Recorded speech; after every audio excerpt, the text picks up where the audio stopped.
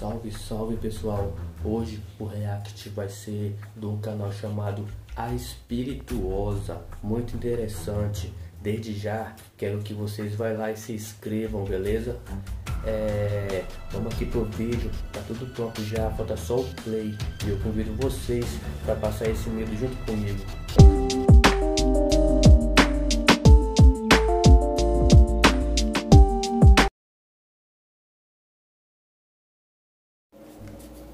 Bora lá, já coloquei o fone, vou apertar só o play aqui pra nós. Respira fundo, vamos lá. 1, 2, 3, Olá, eu bomba. me chamo Carla e esse é o canal A Espirituosa. A Espirituosa.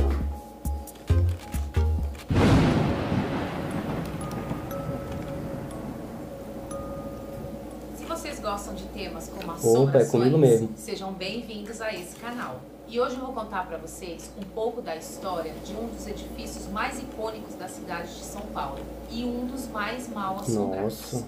O edifício Martinelli. Eu conhecia só o edifício Joelma, né? O que pegou fogo. Esse eu não conhecia não ainda. Considerado símbolo da edificação paulista e o maior arranha-céu da América Latina, o edifício passou por uma crise nos anos 60 e 70, onde virou abrigo de prostituição e casos de assassinato. Caraca. E até os dias de hoje dizem que um espírito vaga pelos corredores do edifício. Conheça a história do edifício. Tenso. Giuseppe Martinelli era um imigrante italiano que se mudou para o Rio de Janeiro no final do século XIX e com muito trabalho construiu um império de exportação no Porto de Santos. Mas ele tinha um sonho de ser engenheiro civil e decidiu criar um grande edifício na capital paulista. Isso como um presente para a cidade que o acolheu e o transformou em um embargador.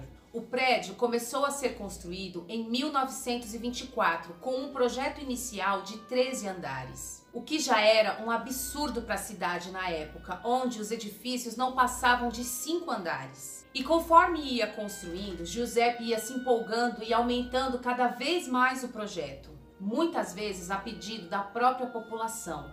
Então aí o edifício chega aos seus 25 andares. Nossa, na muito época, alto, hein? Foi até aberto um inquérito para ser provado que o prédio realmente não ia cair. E mesmo sido comprovado que o prédio não ia cair, a obra foi embargada só para não ter mais nenhum andar. Foi aí então que Giuseppe construiu uma casa de 5 andares no terraço do prédio. Essa casa ficou conhecida como a Casa do Conde. Isso foi somente para o prédio chegar a 30 andares e ser conhecida como a maior construção da América Latina. Caraca. E apesar de todo o êxtase com a construção, Giuseppe não conseguiu pagar pelo prédio e teve que financiá-lo com uma empresa italiana. Mas essa empresa acabou trazendo muitos problemas com a Segunda Guerra Mundial. E foi aí então que a União toma o edifício e muda o nome para Edifício América. Nas décadas seguintes, o governo acabou entrando em decadência e o prédio acabou sofrendo um abandono terrível.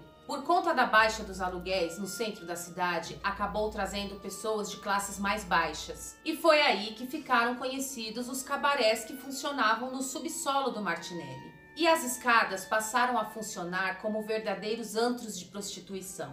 O prédio literalmente virou uma favela vertical. Em 1947, um crime brutal foi cometido contra um garoto judeu chamado Davidson. Violentado e estrangulado, ele é jogado no poço do elevador pelo assassino conhecido como Meia-Noite, que logo depois foi preso e confessou o crime. Em 1950, foram os primeiros anos em que o abandono ficou muito significativo.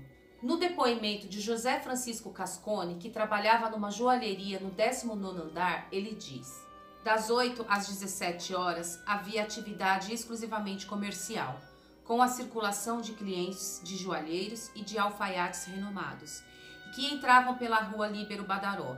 Mas a partir desse horário até às 7 da manhã era um completo e perfeito prostíbulo, onde corriam soltas as drogas, bebidas e o comércio do sexo.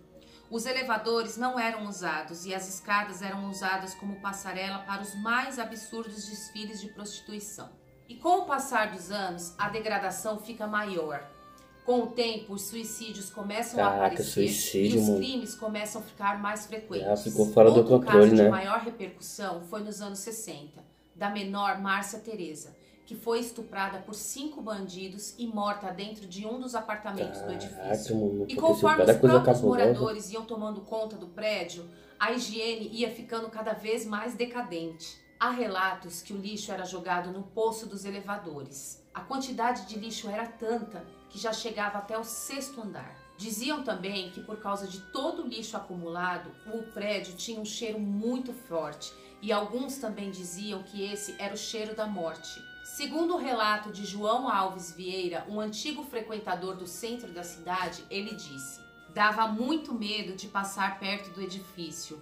A gente sempre escuta histórias terríveis de lá, cada uma pior que a outra." Devido ao constante abandono e à frequência de prostitutas e traficantes, foi aberta uma igreja no 17º andar, com o nome de A Igreja do Deus Vivo, fundada pelo pastor Sinésio Cagliari e por sua esposa, a missionária Elza Cagliari. Isso foi como um último recurso para recolher almas perdidas que tanto frequentavam o prédio. O Conde Martinelli, mesmo depois de conseguir sua fortuna de volta, tinha muita vergonha e muito ódio de sua obra. Sua filha conta que quando ele tinha uma viagem de negócios a São Paulo, ele fazia de tudo para não passar nem perto do prédio. E ver que sua maior obra e a tentativa de criar um marco para a capital tinha virado uma favela vertical, abandonada e com cheiro de morte. O prédio então ia ser demolido nos anos 70. Mas o atual prefeito, Olavo Setúbal, entrou com um processo de revitalização e recuperou o edifício, que passou a ser da Prefeitura de São Paulo. Reformou o edifício por completo e até instalou alguns órgãos públicos lá.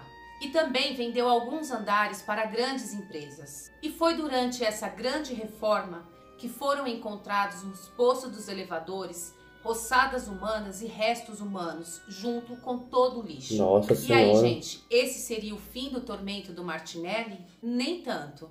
Até os dias de hoje contam que é visto uma garota loira pelos corredores, com uma roupa branca, com o cabelo cobrindo o rosto. Alguns contam que ela não tem rosto. Será um espírito preso pelas tragédias ocorridas no edifício?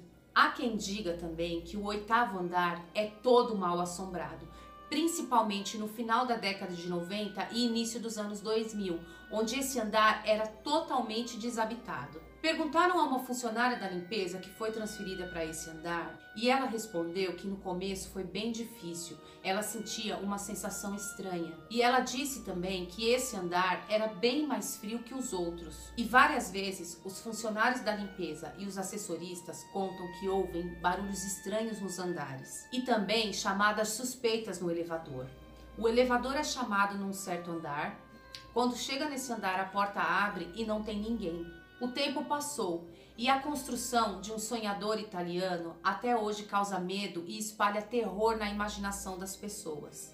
Hoje em dia, o prédio é aberto a visitas turísticas, podendo subir até a casa do conde e contemplar a belíssima vista que tem da cidade. E aí, gente, será que indo até lá a gente consegue presenciar algo sobrenatural? Não vou não. Então, gente, eu vou combinar um negócio aqui com vocês. Vocês me ajudam e eu trago um conteúdo legal pra vocês. Assim que o canal chegar a 100 inscritos, eu vou lá no Martinelli fazer um vídeo pra vocês. Vou filmar tudo e vou mostrar tudo. Quem sabe a gente não vê essa garota loira aí em algum corredor, né? E é isso, pessoal. Legal. Esse foi o nosso vídeo de hoje. Se você gostou, já deixa aquele like. Lembrando que nós vamos ter vídeos toda segunda, quarta e sexta-feira. Não perca nosso próximo vídeo. E, gente, não esqueçam de deixar um like no vídeo.